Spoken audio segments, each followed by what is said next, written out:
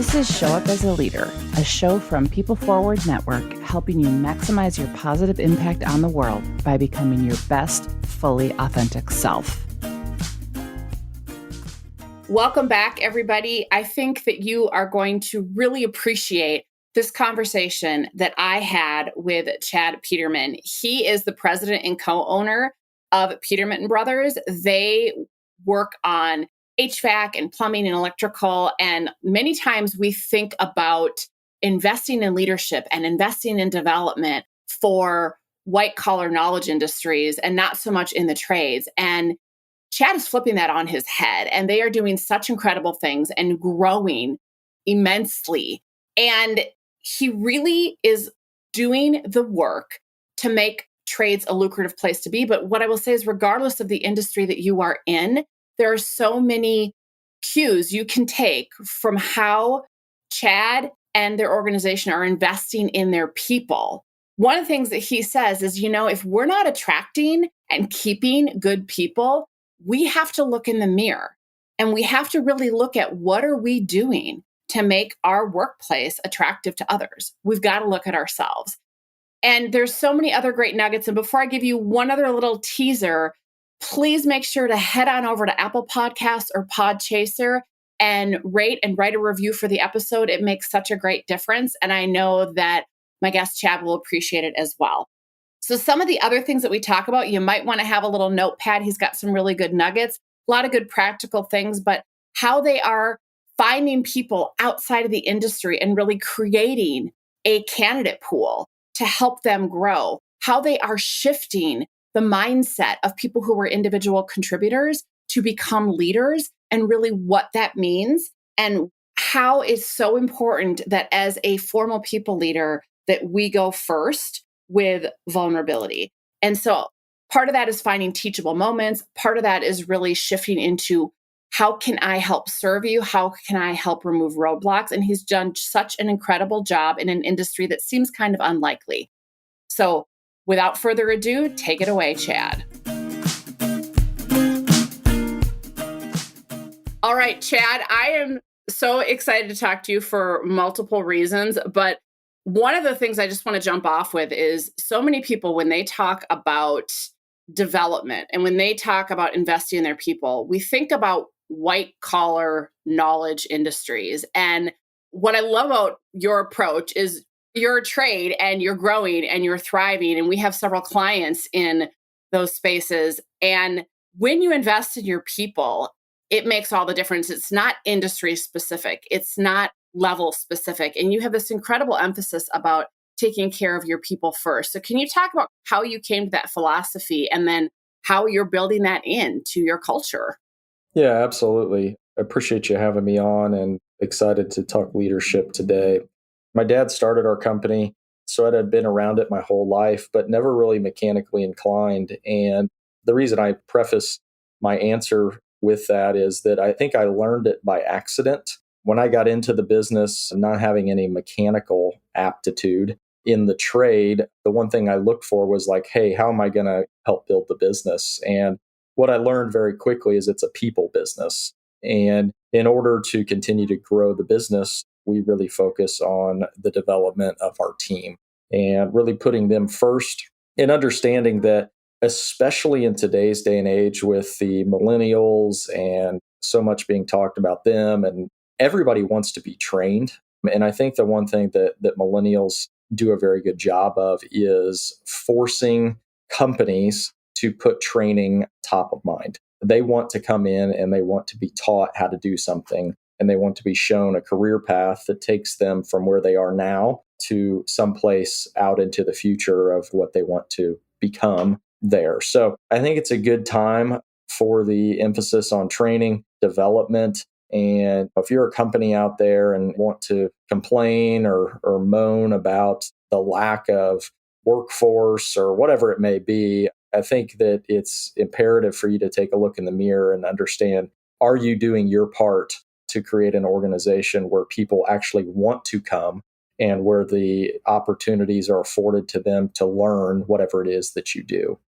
And what's so interesting is that all of the various firms and organizations out there that do all the research on the trends and what's happening, and workforce and whatnot, everyone's talking about the incredible need for upskilling and reskilling, regardless of industry. And so I think that what's so interesting is that when budgets are tight, when the economy is shrinking, a lot of times training and development, learning and development are the first things to get cut.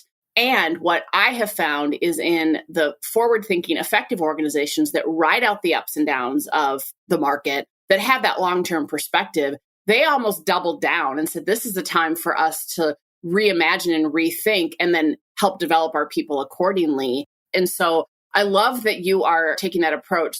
The other thing that I love about the approach that you take is so often you hear, well, our customer is first or our patient is first. Whoever that end buyer is first.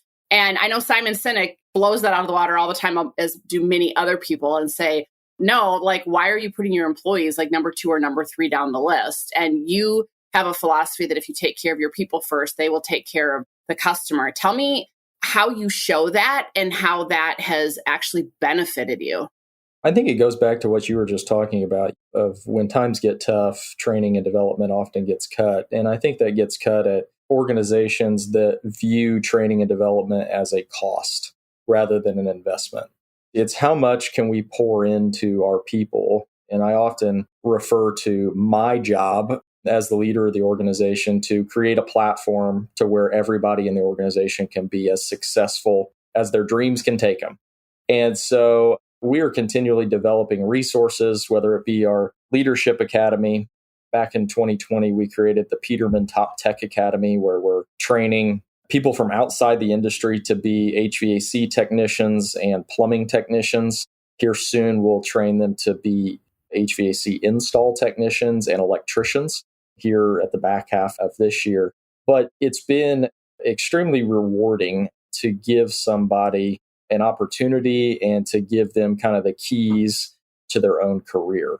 And so we have really invested in that side of our business. And I think what we're finding is that investment, like you said, there's times when most people probably would have thought we were crazy investing in a school and trying to stand that up in 2020 of all years. But we also saw our industry in the residential service space continuing to grow as more people stayed home and things like that. And while the economy was uncertain, what we were certain about is that there's a lot of great people out there. They just need the skills to flourish in our industry.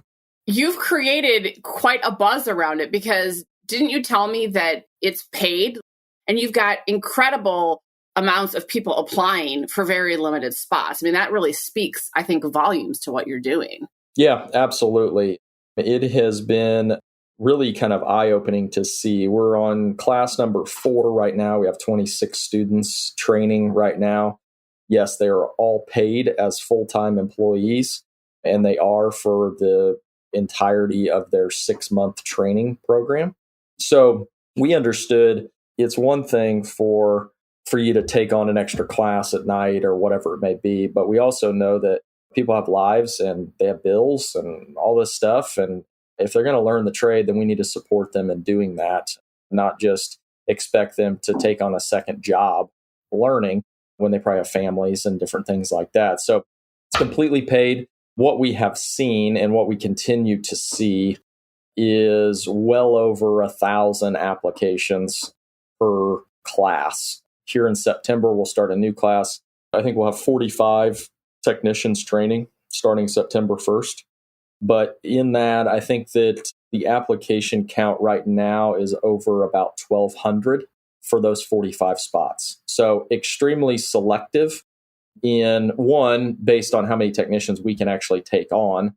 But I think the sheer number of applications points to the fact that I don't know that it's the trade specifically that's attractive. I think it's the fact that we're going to pay you to learn is the interesting part, especially as we get into a time where that secondary education and is college for everybody and all of these things that are brought up so frequently. We're kind of just saying, here's the deal. College may be or may not be for you. However, we're going to provide a place that's attractive to people to come and start their career. And I think too often we want to blame the people out there for not knowing this or not being skilled or whatever it is. And I think we've all just got to really look in the mirror and say, what are we doing to be attractive? If people aren't coming to the trades, what is it about the trades that people don't want to be a part of? And then how do we make that really attractive for them to say, oh, well, that sounds like a heck of a deal. I want to sign up for that. I love that. And you're right, because I think with college debt getting out of control, I mean, I have multiple degrees, so I'm not dissing college by any means, but there is, like, I've seen a lot of our friends' kids that are going off to college, and some they're like, I don't know if that's for me, or they start and they're like, yeah, you know what? I don't know that I want to take on all that debt. And I look at their parents and do we want to have that? I think there is this shift or this reevaluation that people are having, whatever's going to be a fit for them. The other thing that I think what you're doing is so profound is that I can think of multiple industries, healthcare being one. But there are so many positions that they are struggling, rooming staff, which are like medical assistants when you go to the doctor's office and they bring you in. Across the industry, like people are like not going into that. And so trying to be creative of, well, how do we fill those roles and how do we train them? And so there's a shortage of labor. And so what I really think is ingenious about what you're doing is that regardless of industry, you're like, hey, you know what? If there's a labor shortage, if we need people to fill these roles, well, are they going to fall from the sky? Are you waiting for magical pixie dust? Or are you going to reimagine your organization and create these opportunities? And I can hear people, the naysayers saying, yeah, but okay, we're going to pay these people. And then like, what if they're not a fit? Or what if we don't end up hiring them? Or this whole thing of like the what's in it for me versus like, oh my gosh, we're going to invest. But how else do you create opportunities for people? How else do you work through this turnover tsunami, which didn't just start with a pandemic, that just pushed it over the edge. It's been coming for a long time. And you don't just have that training program for people who want to get into the trade. You also, once they're in there, invest. So talk about what you do while you're there. I know you have like a leadership academy, and I love how you think about leadership. So talk a little bit about how your leadership academy came to be and how that fits into how you operate. I appreciate you asking about that. It's something that we created a couple of years ago, right before maybe COVID. And so it kind of got off to a rocky start just because we didn't have a lot of people in the building. And so we've really re-energized this initiative. And we do that in conjunction with a class that I teach called Future Leaders. We teach it here at our main location in Greenwood, and then we also teach it at all of our other branches as well. But as it relates to our outlook on leadership and growing our people as leaders, one of our core values is lead ourselves. And what I tell our people is you can't lead anybody else until you lead yourself. And so we talk a lot about personal habits and different things like that. And how are you showing up? And do you have a morning routine? And all of these things that probably typically aren't talked about in our industry.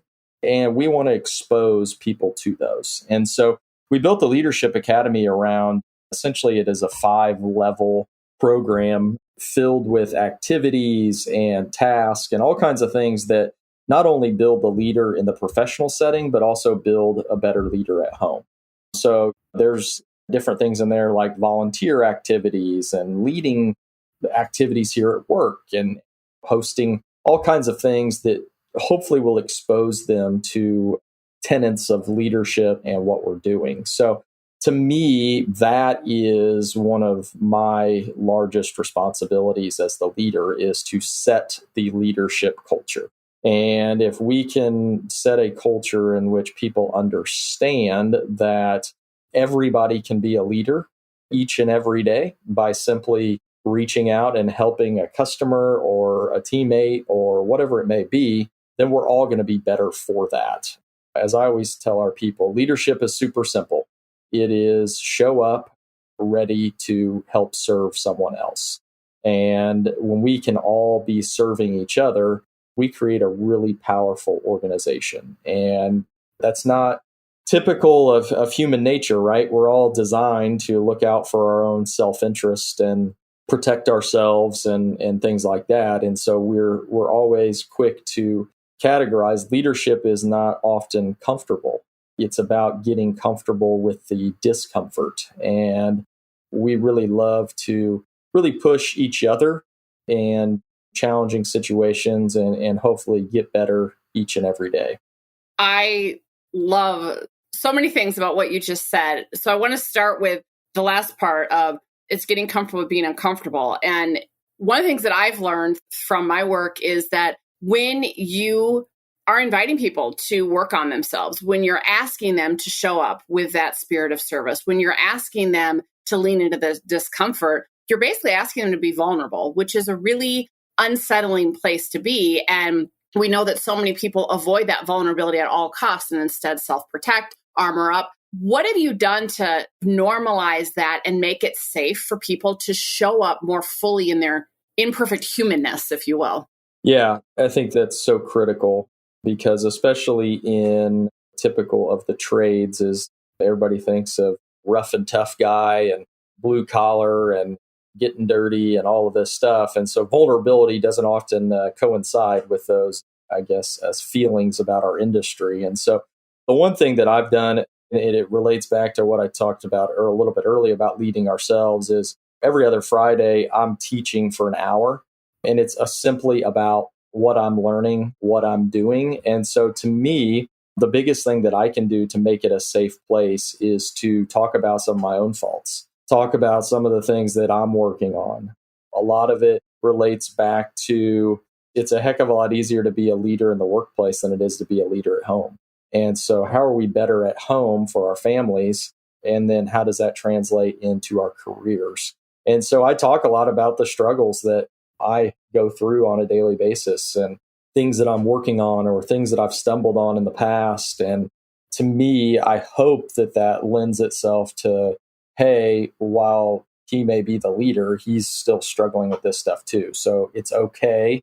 And oh, here's a suggestion or two of like what helped me or what I've tried and didn't work so well, but it may work for you or whatever that may be. I think that that's important to show your vulnerability as the leader if you are tasked with leading people.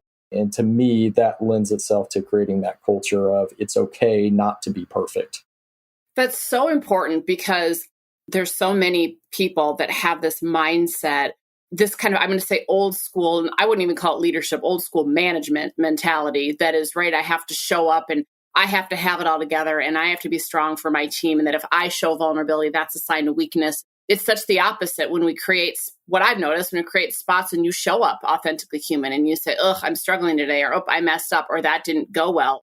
It's the opposite of what our need for self-protection would have us believe, that people tend to lean in actually, and their defenses come down and they respond with empathy and curiosity typically. And when you have formal people leadership responsibilities, I'm a firm believer that you have to go first, right? Because you set the tone for psychological safety. You set the tone for the culture. How have you noticed people responding by you really showing up more authentically human for them as a leader? That has been a journey of mine. So we take all of the content that I have and put it on our podcast, Can't Stop the Growth. And if you listen to some of my early stuff, it is me I guess I would have been maybe late 20s, early 30s, like trying to be essentially a machine. Like, hey, I can do this. I'm doing all of this stuff. And you were doing it, hopefully, I think, to maybe inspire others, like, hey, if I can do it, you can do it type of thing. And what I learned, and most of this, I think, was brought on by having kids, is that, yeah, people respond a lot more to you just being human. Like, hey, I'm really tired. My kids were up all night last night. Oh, okay, I get that too. But you know what? I'm going to pull it together and I'm going to get through these meetings and knock this thing out. And we're going to have a really great day. And for me, that's been more of it's obviously easier to do because most people can relate to kids and being married and all of that stuff. And so I've tried to really bring that out in a lot of the teaching that I do, is that life isn't perfect. And like, yeah, it is early. And yeah, I'm tired. And yeah, but we're going to try to learn something and try to get better right now. And so for me, that has been one of the things that early on in my kind of career and understanding of leadership, it was, hey, no chink in the armor, like you got to be on your game all the time. And the one thing I felt like I got people to respond more when I was more authentic I mean, it wasn't that I was being inauthentic. It was just that I was trying to live up to something that was somewhat unattainable. Not even the best of the best don't wake up on the right side of the bed every single morning. So just understanding that it's okay to have those feelings and to be running late every once in a while or whatever it may be, it's just part of life. I'm curious, what was the impetus behind the shift of, like you said, your early podcast of just, hey, having it all together to realizing, hey, maybe I need to show more of my human side? Like, was there something that allowed for that shift for you? I think it was just feedback that I got from our team that when I'd be talking or talking about something and you get feedback of like, hey, I think a lot of people really related to that, or hey, I really enjoyed you talking about that, or hey, that really hit home for me. And it was just those small comments where they probably didn't have any ulterior motive. They were just simply saying how it made them feel. And I think I started to take inventory of those times. And that was, for me, it was, who is your teaching serving you? I mean, is it just you up there talking about all these things that you're trying to do and trying to create and all of this? Or is it truly about affecting others? And in order to affect others, you've got to connect with them. It's not simply about, well, did you listen to all that great stuff that I talked about? It's, well, how do I need to craft my message so that it connects with you or resonates with you? I love that you're creating that space, because I think that whether someone formally teaches training programs or does workshops or anything like that, we all have teachable moments. We have teachable moments with our kids. We have teachable moments with our friends. We have teachable moments with our colleagues. And so I love that you are teaching people to show up as a leader, both at home and at work. And what I'm taking away from this is just, can we all find those teachable moments in our day, right? That, can I be of service to somebody else? And this is really about them. And my ego needs to just kind of take a back seat, because this isn't about me. Yeah, 100%. I mean, that's the one thing that I teach as far as people transitioning from an individual contributor role to a manager where they're overseeing people, is that you may have been the best technician money can buy out there as an individual contributor, and you may have known it and it was all about you fixing the problem and all of this stuff. And what I'm going to tell you is that you're going to have to shift in order to be a great manager into giving up complete control. And when you talk to a plumber about giving up complete control of the repair and how something should be fixed, the look on their face is one of extreme concern, because it's like, well, no one knows how to fix it. Like, I know how to fix it. Like, I know all of this. And I said, well, you're going to have to give that up, because you can't run every call. You can't do it. You're going to have 20 plumbers out there running 4 calls a day. That's 80 calls that you're not going to be on.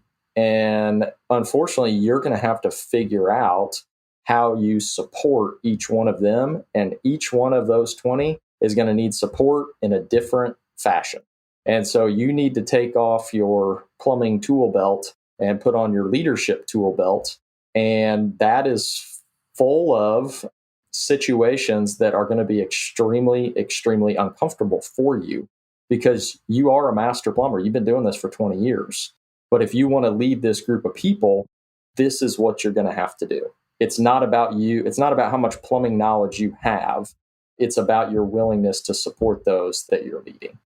That's so important, because I don't care what industry and trade it is, a plumber, a teacher, a lawyer, a physician, a customer service rep, a truck driver, like the list goes on. And then, now you're in some kind of formal leadership role, manager, supervisor, whatever the title is, doesn't matter. And then we expect that they're just going to, or they give them what I call some really leadership basics 101. Here's how you do their time cards, or here's how you do performance reviews. But it's a shift of mindset, right? It's that shift of that I'm doing all the day-to-day work to know my job is actually to support other people who get the work. It doesn't mean that I don't have my own stuff to do, but it's shifting to the work of leadership. And so I love that intentionality that you're putting to that, because it reminds me of many years ago. I was at an organization that shall not be named, and I got into a bit of a tiff with the CEO at the time, because we were talking about the consulting model. And he said to me, Rosie, the problem with your model is it's not scalable. You can't be everywhere. And I looked at him and I said, it's not about me. This model is scalable when you develop other people to consult in this way, that's how you grow. And he looked at me and said, I disagree. And I'm like, well, so hence I'm not there anymore. And we've developed hundreds of people now to go out and consult. But it's like when you develop others, that's the only way you scale and grow. Yeah, absolutely. And we've had a ton of success. We have managers that spent time in the industry out performing the trade and are unbelievable tradespeople.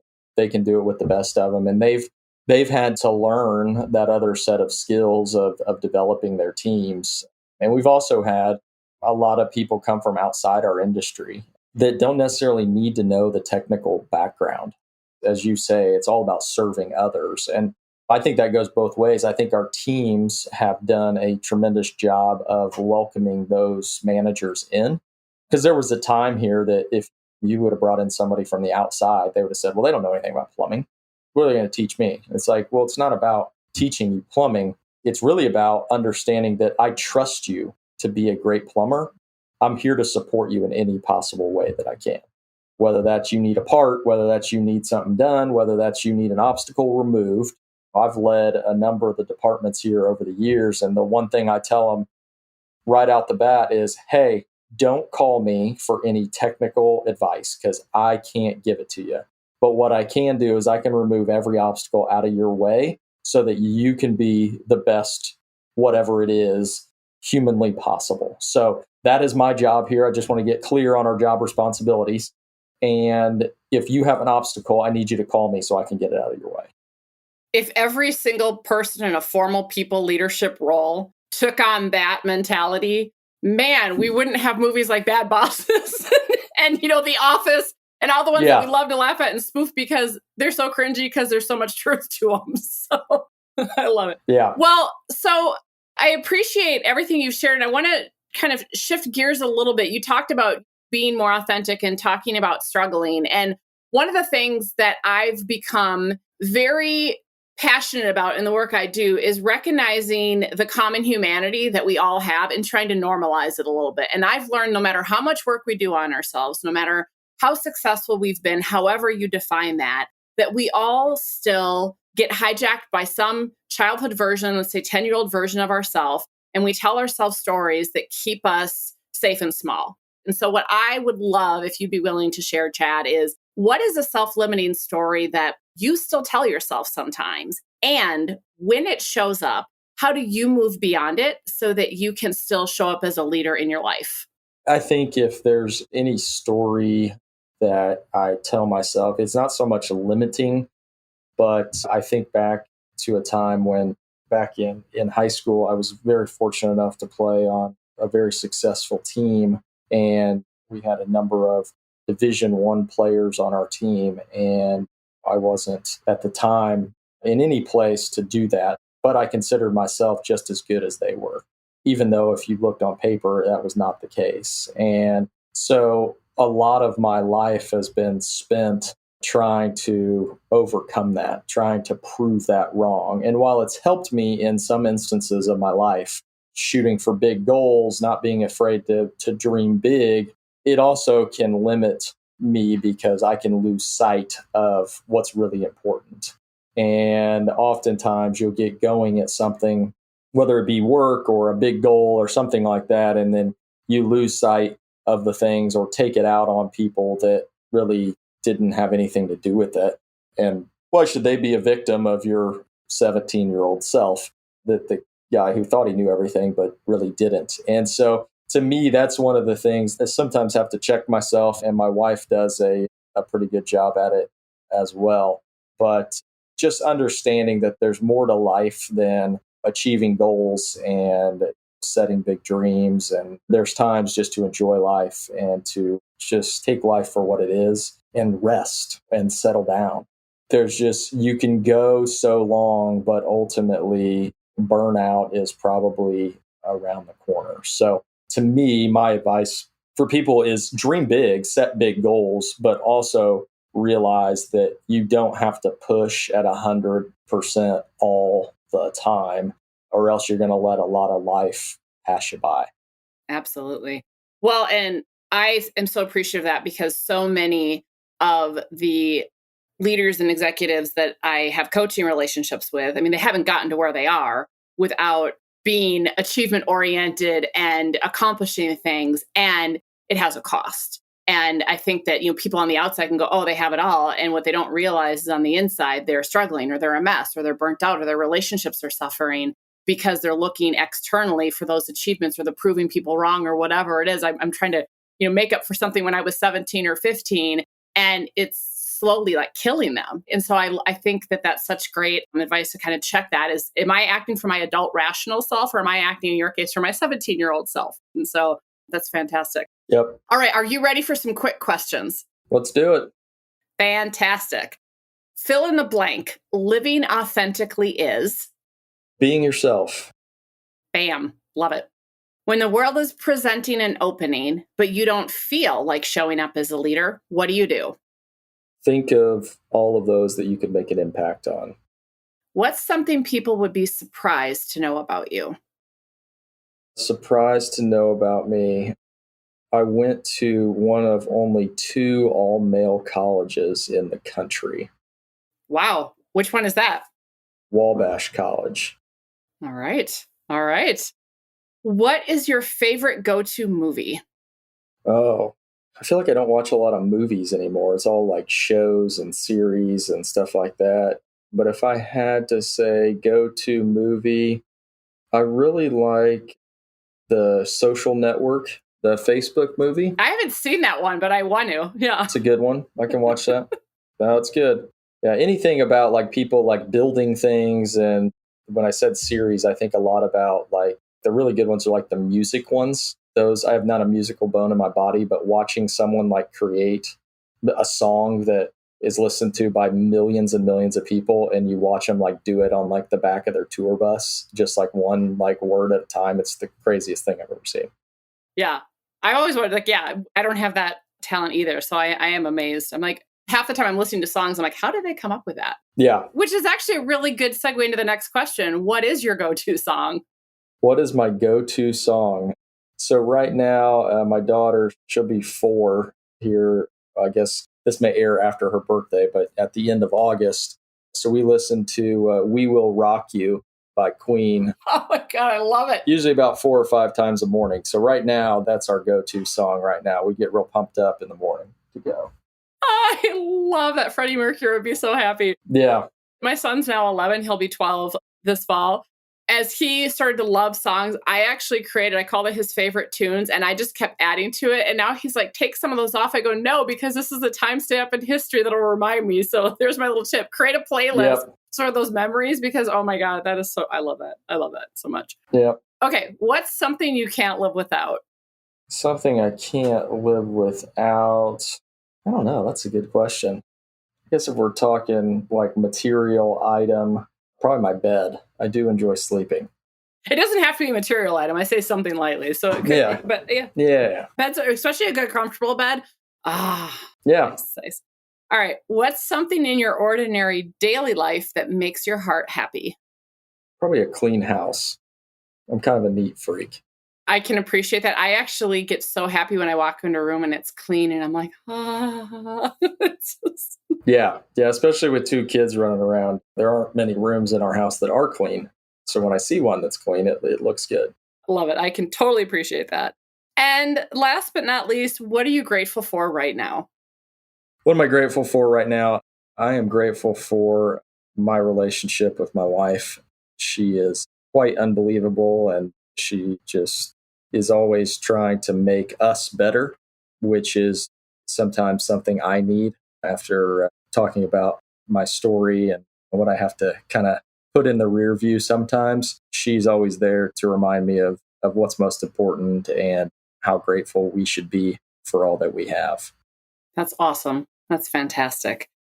So, Chad, if you could challenge leaders everywhere to practice this one behavior that would create more human workplaces and equip everyone to show up as a leader, what would that be? Stop telling people what to do and find out how you can be of support to them. Find out where they're struggling and offer your help. Being a leader is not instructing people on what tasks to do. It's being there to hold them up as they try to do them themselves. And that's how we empower people. And that's ultimately how you grow people and grow organizations. I'm Rosie Ward, and this is Show Up as a Leader. To learn more, head over to peopleforwardnetwork.com and, of course, hit that follow button.